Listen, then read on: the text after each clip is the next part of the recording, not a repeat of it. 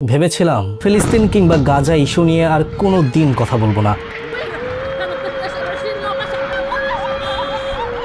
কেন বলবো? কোনো লাভ কি হয়?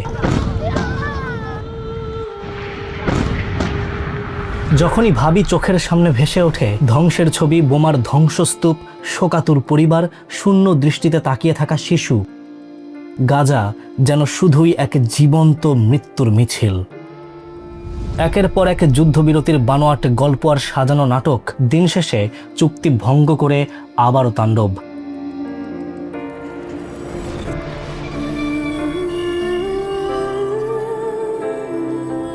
ভেবেছিলাম সত্যিই আর কোনো দিন কথা বলবো না, but then I realized it's a trap. ঘি যখন সোজা আঙ্গুলে ওঠে না তখন আঙ্গুলটাকে একটু বাঁকাতে হয়, আর ঠিক এই কাজটাই এখন করছে নেতানিয়াহু আর তার জায়নিস্ট সম্প্রদায়। একটু ব্যাখ্যা করি। দেখেন, দিনের পর দিন ইসরায়েল নাটক সাজিয়েছে যে তারা নির্দোষ আর সব দোষ হামাসের। বিশ্বের সামনে তারা সাজতে চেয়েছে ভিকটিম, প্রমাণ করতে চেয়েছে তারা যুদ্ধ নয় শান্তি চায়, কিন্তু বারবার ধরা পড়ে গেছে।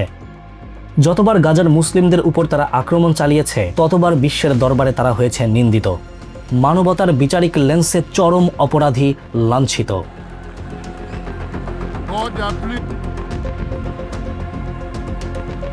Ladies and gentlemen, order.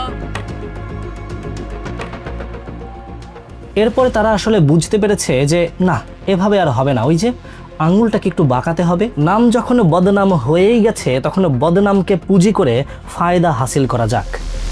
রাজনীতিটা একটু কঠিন লাগছে বুঝতে, কমপ্লেক্স লাগছে। আসুন আরো সহজ আমি ব্যাখ্যা করছি। একদিকে বিশ্বজুড়ে গণমাধ্যমগুলো গাজাকে নিয়ে যেভাবে নিউজ করে তাতে দেখানো হয় গাজার পরিস্থিতি খারাপ, চারদিকে ধ্বংসস্তূপ, যুগের পর যুগ ধরে ফিলিস্তিনের মুসলিমরা শুধু মারই খেয়ে যাচ্ছে, জনসংখ্যা প্রায় শূন্যে এসে পৌঁছেছে, আর কোনোদিনও ঘুরে দাঁড়ানো সম্ভব না।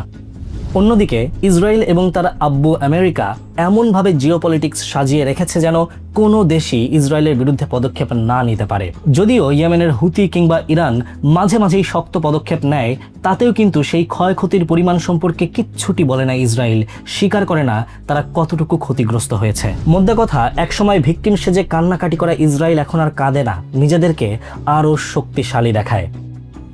আর গাজার অবস্থা এমনভাবে দেখায় যেন শেষ, আর কোনো আশা বাকি নেই। গণমাধ্যম, জিওপলিটিক্স আর যুগের পর যুগ ধরে যুদ্ধ চালিয়ে ইসরায়েল এখন আমাদের মনোবলকে ভাঙতে চায়। মনোবল ভাঙতে চায় সেই সমস্ত মানুষদের যারা এতদিন ফিলিস্তিনের পক্ষে কথা বলেছে। আর এই মনোবলকে ভাঙতে পারলেই বিরাট একটা সুবিধা। সবাই ভাববে শেষ, সব শেষ, গাজাকে নিয়ে আর কথা বলে লাভ নেই, ক্ষতি যা হবার হয়ে গেছে, কিচ্ছু করার নেই আর। বাট ওই যে বললাম না, ইটস আ ট্র্যাপ। ইতিহাস বলে রাজ্য ধ্বংস হয়, শাসকেরা হারিয়ে যায়, কিন্তু প্রতিরোধ কখনো মরে না। তাহলে গাজার ভবিষ্যৎ কি, ধ্বংসস্তূপ নাকি প্রতিরোধের আইকন? দীর্ঘদিন দখলের পর 2005 সালে ইসরায়েল সেনা প্রত্যাহার করে নেয়। অনেকেই ভেবেছিল এটি স্বাধীনতার সূচনা, কিন্তু বাস্তবে এটি একটি নতুন অবরোধের শুরু। এরপর 2007 সালে হামাস ক্ষমতায় আসার পর ইসরায়েল ও মিশর গাজার উপরে কঠোর অবরোধ দেয়। বিদ্যুৎ সংকট, খাদ্য সংকট, অর্থনৈতিক ধ্বংসযজ্ঞ, গাজাকে যেন পরিকল্পিতভাবে নিঃশেষ করার চেষ্টা চালানো হয়েছে। 2008, 2012, 2014, 2021 প্রতিবার হাজার হাজার নিরীহ মানুষের নিহত হয়েছে, ঘরবাড়ি গুড়িয়ে গেছে, কিন্তু প্রতিবারই গাজার মানুষ নতুন করে ঘুরে দাঁড়িয়েছে। তাহলে গাজা কি শুধুই শোকের নাম, নাকি একটা এন্ডলেস রেজিস্ট্যান্সের প্রতীক? আমার কাছে মনে হয় গাজা কোনো যুদ্ধক্ষেত্র না, এটা একটা পরীক্ষা ক্ষেত্র। এই পরীক্ষার দুইটা প্রশ্ন। এক, মানবাধিকার কি সার্বজনীন? যদি তাই হয় তাহলে কেন গাজার মানুষকে প্রতিনিয়ত বোমার নিচে মরতে হয়, অথচ আন্তর্জাতিক সম্প্রদায় কেন নীরব থাকে? আর দুই, গণমাধ্যম কি সব সত্যি কথা বলছে? কেন বড় সংবাদ মাধ্যমগুলো শুধুমাত্র ধ্বংসের গল্পই দেখায়? কেন গাজার প্রতিরোধের গল্প চেপে যায়? কেন তারা সংগ্রাম, সংস্কৃতি, ঐতিহ্যের কথা বলে না?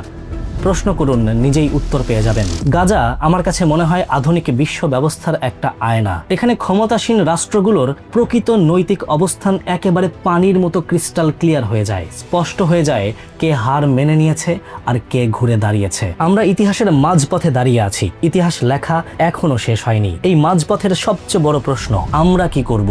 দর্শক হয়েই থাকবো নাকি সত্যের পথে দাঁড়াবো? গাজার মানুষ অবশ্যই একদিন স্বাধীনতার আলো দেখবে, আরো কয়েক দশক টিকে থাকার জন্য লড়াই চালিয়ে যাবে, কিন্তু আমাদের ভূমিকা কি হবে? আমরা কি সেই প্রজন্ম হব যারা নৃশংসতা দেখেও চোখ ফিরিয়ে নিয়েছিল, নাকি আমরা সেই প্রজন্ম যারা সত্য প্রকাশ করতে ভয় পায়নি? ভেবেছিলাম সত্যি আর কোনোদিন গাজা এবং ফিলিস্তিন ইস্যু নিয়ে কথা বলবো না, কিন্তু হঠাৎ মনে পড়ে গেল যুদ্ধ এখনো শেষ হয়নি, গাজার ভবিষ্যৎ এখনো লেখা হয়নি, উত্তরটা আমাদের কাছেই আছে।